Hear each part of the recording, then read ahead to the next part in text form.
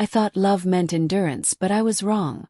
For years, I clung to that belief like a lifeline, convincing myself that every storm we weathered was proof of our unbreakable bond. Looking back now, it was just a cage I built around my own heart, brick by brick, until I couldn't see the bars anymore. This is my confession, not to seek forgiveness from him or from anyone else, but from myself. Because I stayed too long in a relationship that chipped away at my soul. And the regret. It's a shadow that follows me everywhere. It started innocently enough, as these things often do. We met in college, during one of those late-night study sessions in the library where the air smelled of stale coffee and desperation. His name was Alex, and he had this effortless charm, a smile that lit up the dim fluorescence, eyes that seemed to see right through my insecurities. I was 19, fresh out of a sheltered home life, eager to define myself through someone else's gaze. He was my first real boyfriend, and I poured everything into us. Love, I thought, was about sacrifice. About enduring the little things. The little things piled up slowly, like dust in an unused room.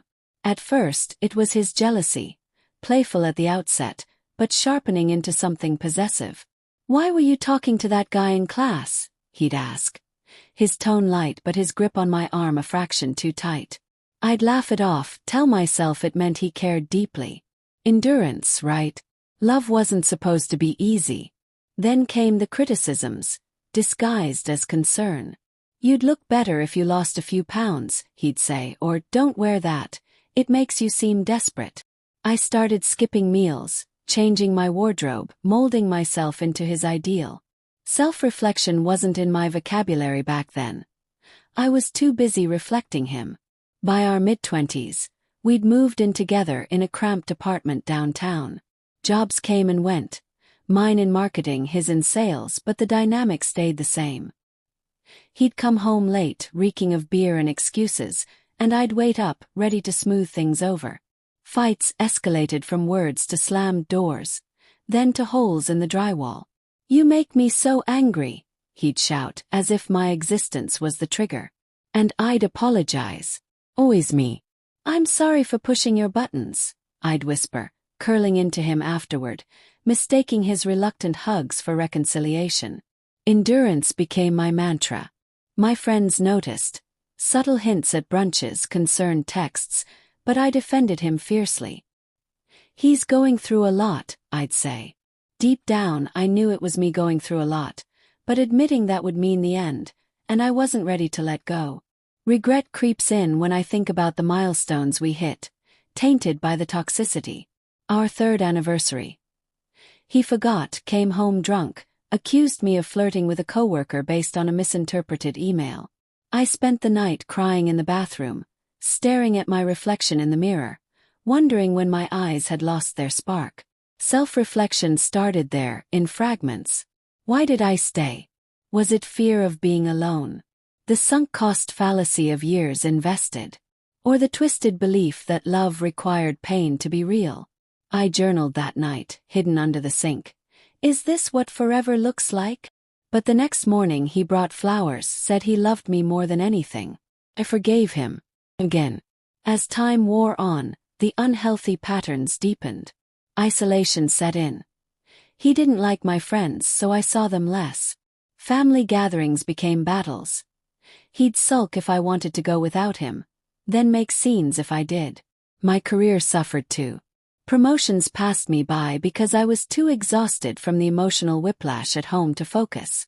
I'd call in sick after particularly bad nights, nursing bruises on my arms from where he'd grabbed me during arguments. Not hits, never that.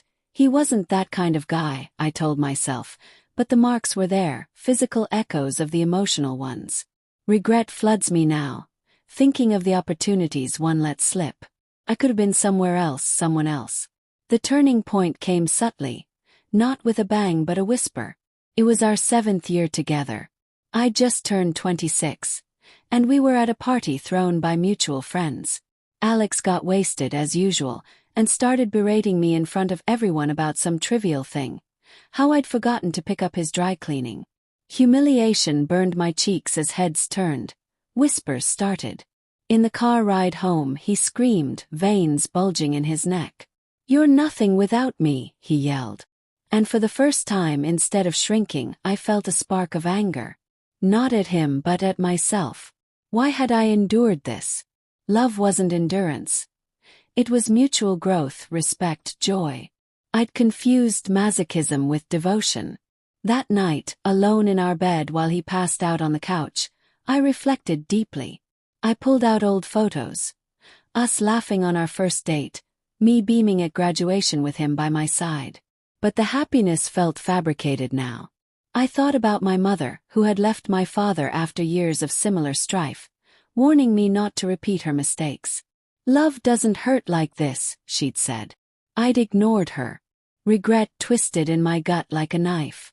I'd wasted years, dimmed my light to fuel his shadows. Self-reflection revealed the truth. I stayed because I didn't love myself enough to leave. Leaving wasn't easy. It took months of secret planning, saving money, confiding in a therapist I'd started seeing on lunch breaks.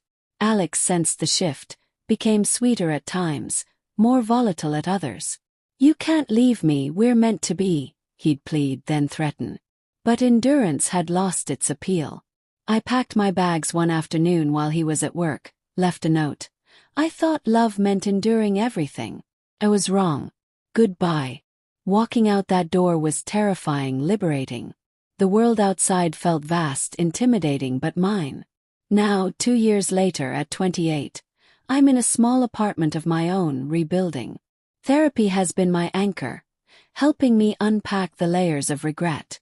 I regret the time lost, the pieces of myself I surrendered. But self-reflection has turned that regret into wisdom. I see now that unhealthy relationships thrive on denial, on the myth that love conquers all, even when it's conquering you. I've dated since, cautiously, seeking partners who build me up, not break me down. Love, I've learned, is endurance through shared trials, not solitary suffering. If you're reading this and it resonates, know this. It's okay to walk away. Endurance for endurance's sake is just slow self-destruction. I thought I was strong for staying. Turns out leaving was the real strength. And in that realization, I've found a love worth enduring for myself.